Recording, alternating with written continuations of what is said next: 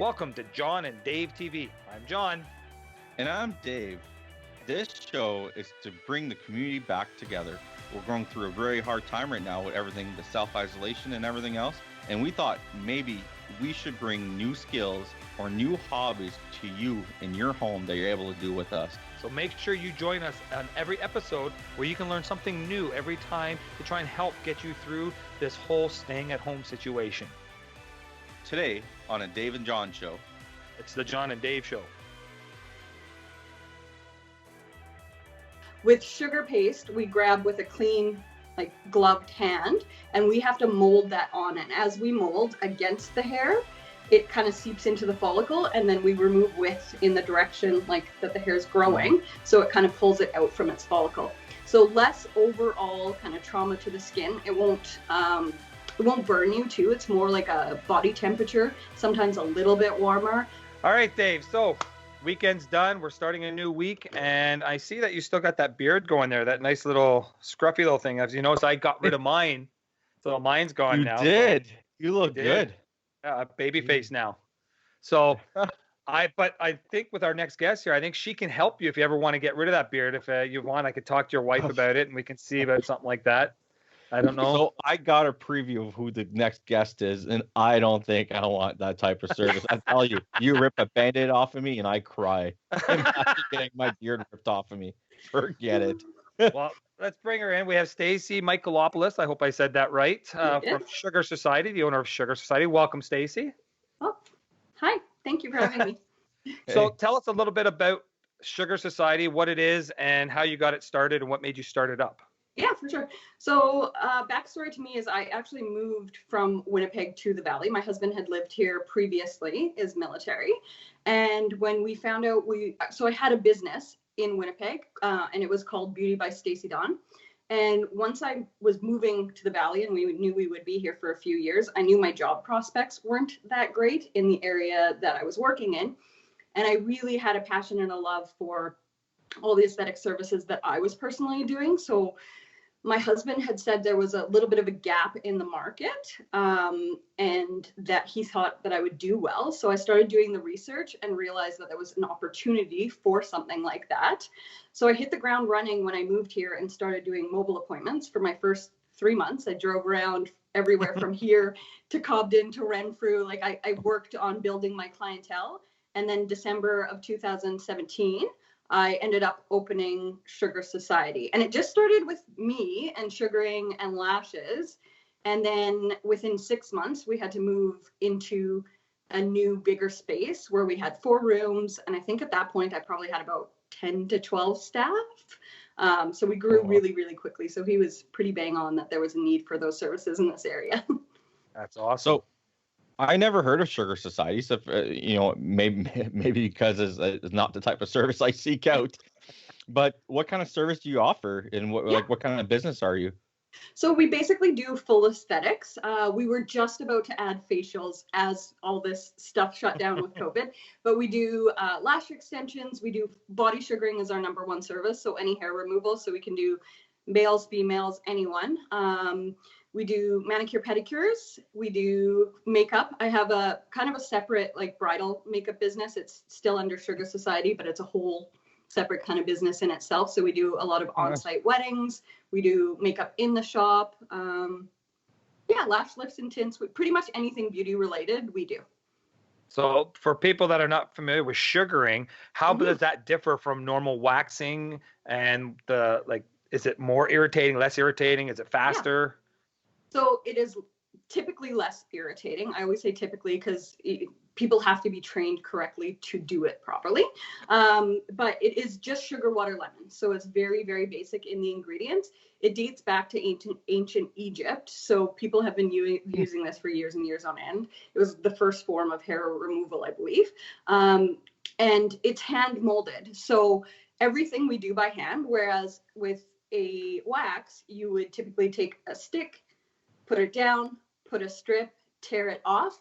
With sugar paste, we grab with a clean, gloved hand, and we have to mold that on. And as we mold against the hair, it kind of seeps into the follicle, and then we remove width in the direction like that the hair is growing. So it kind of pulls it out from its follicle. So less overall kind of trauma to the skin. It won't burn you too. It's more like a body temperature, sometimes a little bit warmer, but it's not that hot. Like a lot of people have been burnt with wax, or they'll have skin kind of torn. That doesn't happen. It won't remove anything but the dead skin cells, so it won't touch the live ones. And it lasts longer too. So that's the other thing I found. I waxed for years and got waxed, and it would only last about 2-3 weeks for me. And it lasts about probably 4 to 6 now. And as you do it more and more, you'll have less hair grow back. So it has long-term results as well, where you'll have less hair grow back.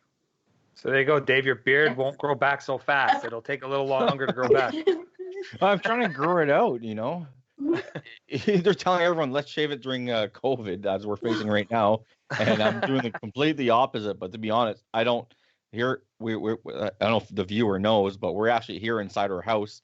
We're not in the studio. We're not actually facing anyone. So I don't see a need to shave off my beard. And really, when you think if I bring it back up, it makes like a face mask anyways. So I'm kind of protected, right?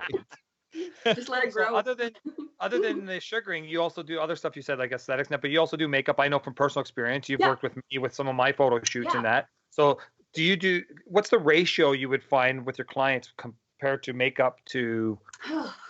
I would say like sugaring's just the biggest one day to day, sugaring lashes.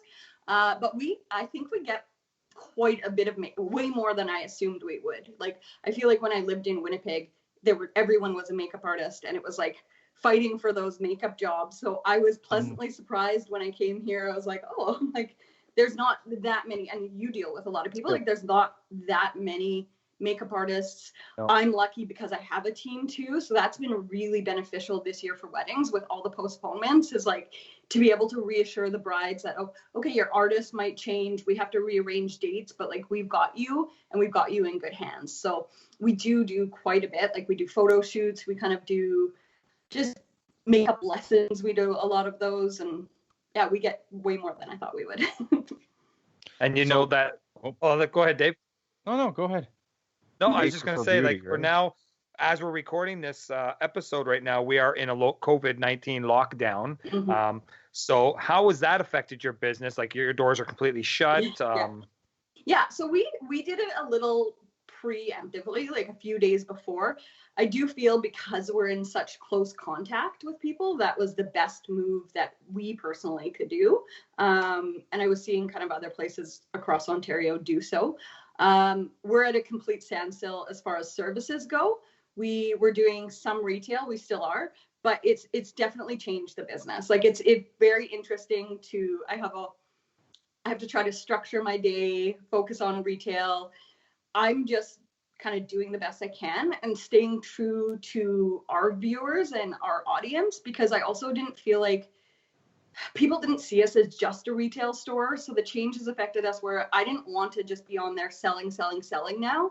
I still wanted to provide our clients with like the same kind of education, the same content that they had before. So it's been challenging, but I feel like the end is near and we'll make it through. And yeah, you learn a lot from it. Like I know that if something like this were to happen again, we'd probably be a lot more prepared and be able to handle things differently. I don't think anybody was prepared, really. You can't plan for this, and that's what I'm saying. Like, I think one of the biggest things I've seen in other areas is kind of people being really hard on small businesses, saying like, how do you not have 2 months rent? How do you not have this? How do you not have that? And it's like, for me, there's so much as a small business owner that goes. You can be very smart and you can be good with your money, but when are you used to almost like a complete shutdown of really any of your services, any of your business? So my heart goes out to a lot of people. I think that there's a lot of people that are worse off than we are, and I'm thankful that we have had such good support, but you just got to learn from it and grow stronger and stay positive. That's the other thing too. It's very, very easy to kind of get caught up because we're at home all day, all night. Like everything's kind of changed for everyone. So it's like, if I find myself getting into a bit of a negative cycle, it's like, okay, the end is near. Like, let's talk about services. Let's look at different products. Let's do something to focus on the good, because this will end soon enough. Mm-hmm. Yeah. I have like a pretty good relationship with my barber. I haven't seen him for quite a while, but and I can probably guess or venture the way that it's probably similar in your situation. You get to meet your clients, you get to chat with your clients, and you know we have some pretty deep conversation with a barber sometimes, you know, and it can be kind of a healing. So I can understand how some people actually, you know, don't have kind of the support they have. You used to have the people they confine to or tell stories to that they feel comfortable around. You know, it's kind of unfortunate that all these connections are kind of breaking down. But we also hear of, you know, in like you mentioned, like different ventures that business has been taking in online learning or online teaching. Can you go more into that? Like, do you do this over Facebook or Zoom or? I've done Zoom. So I've taken this time to do a lot of just courses, free and paid, like through Digital Main Street. I got a grant last year. So that was one that I've been finishing up. I've been able to focus. Some of that would have been harder if this hadn't happened.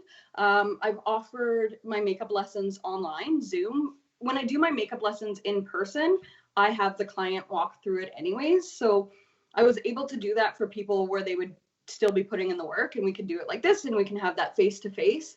And I've been able to connect with business owners that I may not have talked to before, just like kind of like a, hey, how you doing? Or like sometimes I'll see posts where you can tell, like I just know that someone's struggling. I'm an extrovert, so this is really, really challenging to be stuck in. And I think even for some of those people that are introverts, that's their only, when they have those connections, like that's their moment to, like, I don't know. I think it's been challenging, but yeah, I just get up and I've been doing a lot of those courses and just trying to do online learning. There's a lot of options out there, and I feel like a lot of companies have stepped up to either offer discounts or offer free education and just really taking advantage of like everything that's available to us right now, you know? Yeah, because I think if I'm not mistaken, I saw you doing some makeup classes or something online, if I'm not correct. Do any of your other staff do it on their own? Or are they doing it through Sugar Society itself? Or are you all collaborating on stuff still? We're still collaborating. I've been pretty easy on them because I think that, again, everyone's going to handle this a little differently. But Carissa, one of my makeup girls, she does probably the majority of weddings with me. She's been teaching herself a new service, so she'll start doing gel nails once we open. She's been trained in it, but she's really been taking this time to perfect her skill while she's at home on herself. She's able to do that and on like model hands. And she's been posting that, engaging with the clients, and we kind of hop on and do this type of thing where we'll just sit and do our makeup. Sometimes I'll just do like a little before and after, and I haven't done the IG lives yet, but that's on the agenda at some point. Or not the IG lives, the IGTV is the one I haven't done. I have done the IG lives, but I think that, she's been the main one to do it. A lot of my staff have kids too, so I think that that's a whole new challenge right now. So I just kind of let them do what they want, and they're doing their posts. But I think like we've really stayed in touch. I talk to them all every day, and I just say, kind of do what you want. If you come up with an idea, I'm here and willing to go with it. So yeah. Very cool. So you sell different retail product, right? And as I understand, you're like your shop is still open. It's for like you're doing porch pickups or curbside pickups. So drop offs and gift certificates. So I'll deliver in area, and then I can deliver outside of the area. I've had a few orders from people from Winnipeg. So yeah, so I do that. And then the retail that we carry, I'm really passionate about the products we carry. So right now, I would say about 80% of the products we carry are Canadian. They're natural, they're organic. I've looked for brands across the country that I've used before or bonded with the owners or really like the product. And I did put it out to our audience about a week and a half ago, just thinking, you know, my sister's American, so it's nothing against the US, but I feel like as far as like supply chains go and getting the product here, that's another challenge during this time. So I'm going to try to put that number more to like 95% of Canadian, even when it goes to like the supplies that we use. I think even if there's a higher cost, eventually it will balance out and be worth it. So yeah. So what type of products do you carry? I'm not familiar at all. Right? So it's funny. I'm like looking at your beard. So one of the number one products we carry is the beard balms and beard oils. And that was thanks to my husband. He was like, you know what? I think this would do well. And at first I was like, how would this do well? But honestly, guys come in for it. We have male clientele, and people. I just have clients sometimes that just buy that. They'll pop in. They'll know which beard oil they want.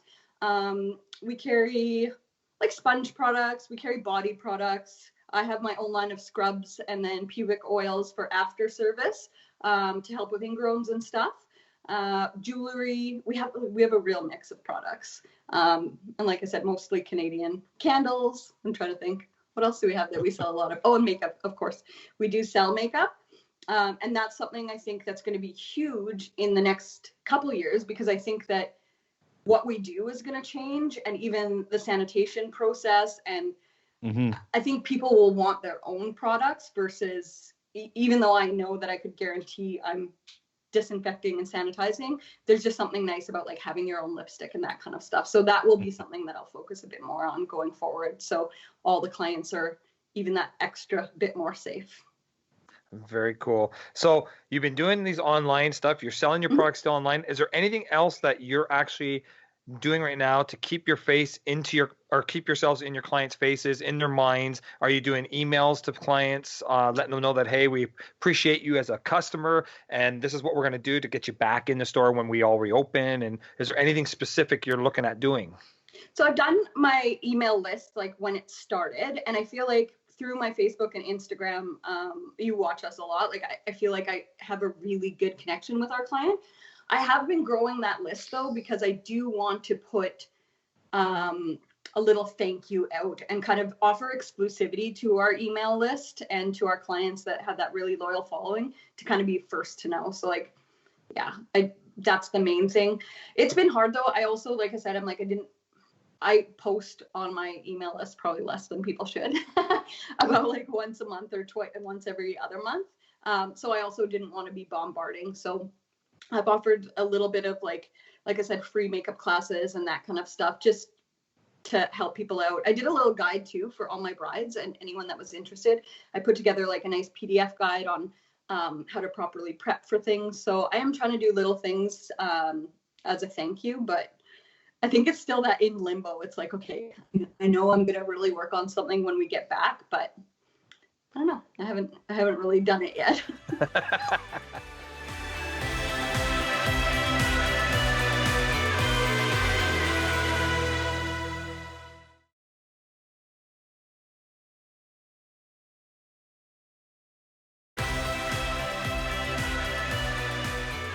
We're talking about going back, and I don't think anyone can kind of predict what's going to happen in the next few months or next few weeks, and I don't think everyone can actually know what's going to be happening. But from what we know now, how do you see your business adapting, your business changing, and like what path do you see kind of coming up in the next few months, weeks, years? Yeah. So I do think there's going to be a lot of changes in the next few months, at least, like as far as even waiting rooms and social distancing and the amount of people we can have through our door. I think that will change. My staff is amazing, and I have girls that are so invested in us that like I'm lucky. Most of my girls have been with me about 2 years or over a year. I don't think I have anyone that's less than over a year.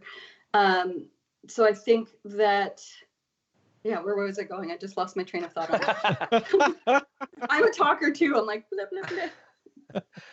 It was basically about reopening and anything you've got planned, like how the injuries going to be different and stuff. Yes. So I think that like we have a lot of staff where we can offer different hours. So it might look like we stretch that over 7 days versus 6 and have more people on. Like I've kind of kept in contact with them about that, because I do think we'll have less people in at a time. As far as weddings too and on-site, that's going to change. Hotel rooms are small, so we're really going to have to limit the amount of people in. So I see that for the next few years, and our whole wedding industry has changed. I think things will eventually go back to normal, but I honestly think having more of an online presence as far as it goes to like retail sales, pickup, even like I'm going to keep my online store after and just do like a pickup and delivery option and that kind of thing. So I think you're just going to have to adapt, but I do think that the social distancing is going to go on for quite a while. So with things like waiting rooms, coffee, like I'm going to have to get creative with that kind of stuff, because no longer going to be able to offer those things. So it's like, well, I really have to focus on the experience and making people still feel special in different ways. Do you see that when this all starts, I'm hearing rumors with hair, makeup, all that type of thing. You're going to be looking at gloves that maybe you never wore before, and wearing the gloves, wearing facial masks, and even the shields and stuff like that. Are you looking at investing in some of that stuff, or do you think you'll have to? So I have PPE already at the shop because I feel like even I have allergies. So like, even if I have a runny nose, like I always want to throw a mask on if I have a client with me. So we do already have a lot of those things in place. Most of the stuff, like we run the shop as if it was a medical office. Like we have medical grade spray, that kind of stuff. So all of those things are going to stay the same. One of the biggest changes I would think with makeup, I was lucky. I got trained in airbrushing last year, and I actually think that's going to be a nice change going forward, at least when it comes to me doing someone else's makeup, because you can do it from a distance and I'm not touching brushes on people's face. So I think that there will be a change in people really thinking about like, okay, they're putting my hands, like I don't think I'll be putting my hands on people. If I do, it will be gloved. And things like even lash extensions where I'm not touching their face, we probably will put on gloves just for that extra layer of safety. So sure.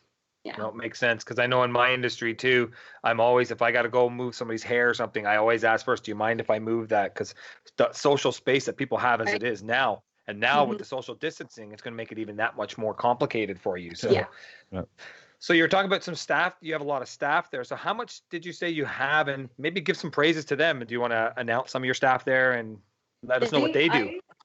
So I have a lot. So I have, I think, about 10 or 15. I'm sure they won't be mad if you forget anybody. There's a lot there. So don't know who's the favorite. You can just generalize. You don't have to say everybody if you want. You can kind of generalize. I honestly mean this from the bottom of my heart, and they will all know, like, they're all my friends. They're like my family. I would not be where I am without them. Like, I really, really could not do what I'm doing without those girls. So, like, each one of them is so important day in and day out. When I'm not there, each one of them treats that shop like it's their own. Like, they're so respectful. They're good to the clients. Like, I'm just lucky. So I can't really call out one, because when you're in there, people see it. We're just all friends, and everybody's like equally invested, and everybody just enjoys being in there. So I love your Instagram stories. I'll see sometimes you guys are just goofing around in the shop, because that's your personality. And I think people will relate to that, because it's like, I want to go there and get my stuff done, because I'm going to have some fun there. It's not going to be like just sterile. Yes. And that's what we wanted. Like, it is, as far as like decor and cleanliness, like everything is completely sterile and medical grade. But we do have fun. Like, we aren't, I don't want to say like we aren't that relaxing spa. You can come to relax, but like you're more coming because you're one of our friends, because we want everyone to go in there and feel welcomed and feel good leaving. And like half the time, like anyone comes in and we all say hi to each other's clients. And like, I'll sit with people. Sometimes I feel bad, but I just like people so much. I'm like, I'll sit with them like as they're getting their manicure and just chit chat and stuff. And it's definitely like we've been able to have a super funny atmosphere while still being professional. And I think that's the best thing. Like, I have been in the spa and salon industry for so many years. And like, I totally get that really relaxed, calm, serene, like spa music vibe. For me, I throw on the gangster rap or like something fun. And like, I think you can have fun with it, right? So it'll be interesting though, adding the facials, because facials need to be a bit more relaxing. So we're figuring that out. I think it'll be more like we'll provide people with like little earbuds in the rooms, or we might listen to acoustic covers during that time, but they'll still be gangster rap. Dave, I think maybe one time in the future when we'll have to revisit with Stacey, we'll maybe do a show from Sugar Society. Maybe we can set up there and we can get in there. You can get like your makeup done and stuff done, and we can film it right on the air there. And we could do my makeup done. Sugaring. Yeah. Maybe I'll get some sugaring up here to make sure it doesn't grow back as fast. I attempted that on someone one time. I actually attempted sugaring someone's head. Did you? No way. Yeah. Didn't make it the whole way, let me tell you. It won't be that bad with this stubble. No, it was bad. I can't even imagine getting that done. I'm sorry. I still can't imagine. Just no. Dave.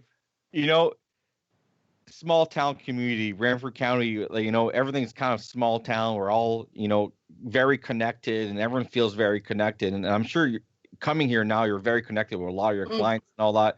And, you know, let's give you the time now. Let's talk to your customers. Your customers will be listening to this, hopefully. Yeah. And, you know, let's get a message out to them. You have anything you want to say to them, or? Honestly, I think I just want to have a thank you to everyone. Like you put it very well. So this will be my 3rd year here. And I think I was so fortunate. Like I think back to if I hadn't had this business, how I probably would have felt alone, how I probably would have missed my family more, how everybody has been a part, whether it be like 1 visit or 20. Like I just have so much appreciation for my clients, for the businesses around me. Like everybody's just been such a huge support. I know like even my neighbors, stuff like that. Like I did not get that in Winnipeg. So this like really helping one another out and being appreciative and that small knit, like small town kind of feel is so nice. My husband and I just talked about it too. And I said, if I ever had to move, I don't know that I would move back to a city. Like I really like how connected I am to people. I wouldn't have someone shoveling my sidewalk or helping me out in the city. I couldn't think of another time that like that would have happened. So I'm just really appreciative of being embraced by everyone here and that people enjoy our shop. Like I love people coming in and saying like, you've created something really cool and fun. And I like coming here. Like that's the best part of what we've been able to do. That's awesome. Because I know my daughter's been your place, and she's had some sugaring done, and she's had nothing but praise for it. And anybody else, I've used your services. I've had one of your actual makeup artists come and do makeup for me at my shop. So I know, not of me, of course, but no, I know everybody praises it. So I want to thank you, Stacey, for being on here today. I hope we were able to give a lot of information to everybody. And they can find you on Instagram. They can find you on Facebook. Do you have a web page that you'd like to? sugarsociety.ca. I just got it spruced up, so it looks very, very beautiful now. Nice. Perfect. Yeah. Well, thank you for being on here with us today. And I'm going to try and coax Dave to get in there as soon as I can. Perfect. He just wants to see me get tortured. Well, Stacey, it was nice to meet you. Yeah, thank you guys. Thank you. Take care. Thank you.